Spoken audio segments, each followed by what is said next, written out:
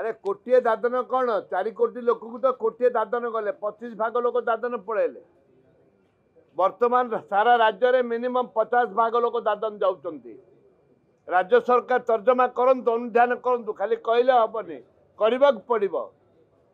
दादन शेष सीमार पहुँची जाइए ओडिशा भारत देश में आप जो जी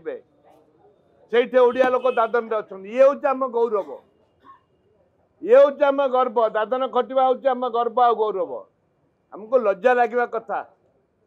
स्वाधीनता एत वर्ष पर भी आम दादन जाऊे ओडिशा रे खनि खाल आरंभ कर कौन ना मिनरल मेटेरियल सब अच्छी किंतु दादन हूँ आमर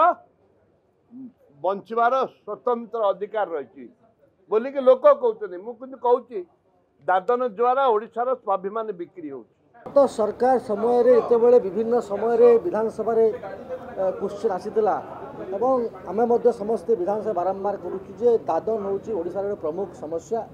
एवं सरकार निश्चित भाव में चेष्टा करुच्ची कम रु कम करने दीर्घ 24 वर्ष जो सरकार करते जे निजे गत सरकार मुख्यमंत्री थिले तांको जिल्ला रे दादन समस्या सबुठ अधिक जो जिले से प्रतिनिधित्व करुले जो जिले से विधायक होकर आसुले से जिला लोक मैंने बाहर को सूरत को दान खटिया जाऊे और तमिलनाडु रे